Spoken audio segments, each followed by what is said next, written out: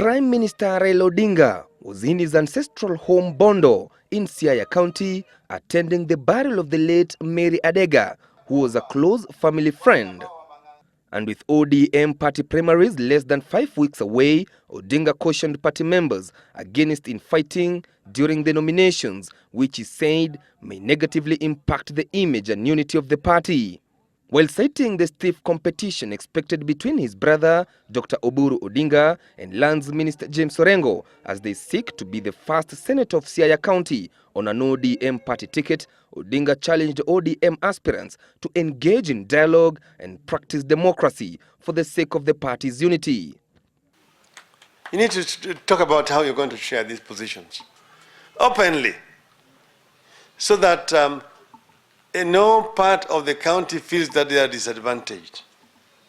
I know, yes, it is democracy, and I don't want to be involved in trying to resolve these issues for you. I know that the leadership of this county is very capable of resolving these issues. We shall do what? We shall talk until we agree. So let people not be worried. Wakati huu akili za Wakenya hazijararuka. Sisi ndio tuko maskini lakini bado tunaona mbele.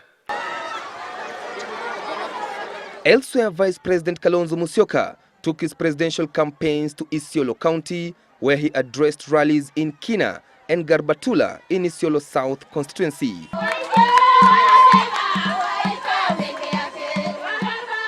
Musyoka said there was need to fight tribal affiliations and asked voters to elect visionary leaders irrespective of their tribes.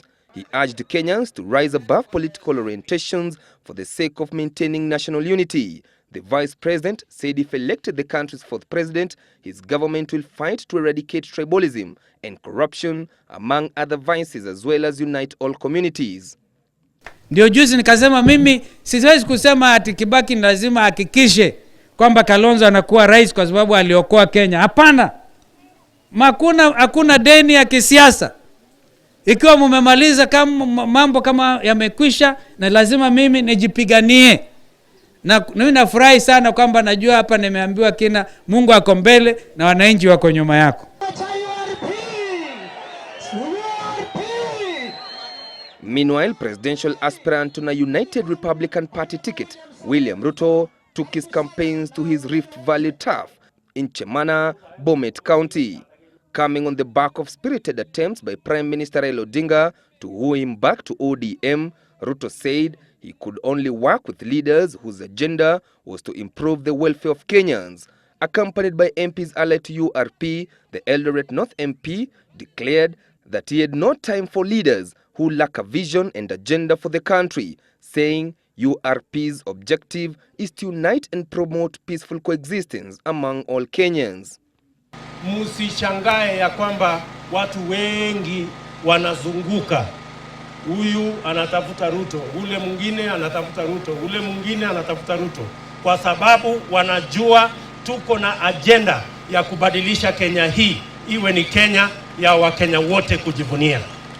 Watu wetu wa hapa Rift Valley mzima popote tulipo, na waulizeni tupite njia moja. And in Trans Nzoia County, presidential aspirant on a new Ford Kenya party ticket, Justice Minister Eugene Wamalwa, said no single party will win next year's general election and defended the need for various parties to engage in talks that could lead to the formation of coalitions. While campaigning in his backyard of Saboti, Wamalwa, who also opened Kabuye Fue Girls Secondary School, whose construction was funded through the Economic Stimulus Program to the tune of 15 million shillings, said New Ford Kenya will engage other political parties for a possible pre-election pact. Mazungumzo yanaendelea. Tukiwa tunasikizana, and when there is an agreement, we will in broad daylight tell Kenyans that this is the agreement and this is how we're going to move forward. As at this point in time, Eugene Wamalwa, as one of your leaders here, is talking to Uhuru Kenyatta, is talking to William Ruto, is talking to Charity Ngilu, is talking to Kalonzo Musyoka, and many others. And after being out of the public limelight for a while, Presidential aspirant on the Party of Action, Poor Party ticket, Raphael Tuju, resurfaced today and held a meeting with aspirants seeking to vie for elective positions on the party's ticket at his current home. Tuju, who has been in talks with TNA's presidential aspirant Uhuru Kenyatta, URP's William Ruto, and New Ford Kenya's Eugene Wamalwa, cautioned against forming coalitions based on tribal alignments with the intention of sidelining certain communities. In 2013, different groups of tribes may get together to kick out some tribes or keep off certain tribes. At the end of the day, we'll end up with a polarized country. Meanwhile, after revealing that she was in talks with presidential aspirants Uhuru Kenyatta and William Ruto for a possible coalition agreement, presidential aspirant on a NAC party ticket, Charity Kaluki Ngilu, today met with party officials to agree on the structures the party will follow while negotiating with other parties. Ngilu said that the party has already given her the green light to initiate talks with other like-minded parties. When we go to talk about other parties, we're not looking at personalities at the moment. We're looking at the issues that they are coming up with and to see whether we can marry their issues and our issues. Because we believe that if in 2002, when NAC was formed, had we continued with the things that we said we were going to do, we certainly would have moved very far. The water minister now intends to hit the ground running with her presidential campaigns as she seeks to popularize her party across the country. Chris Thairu, Citizen Weekend.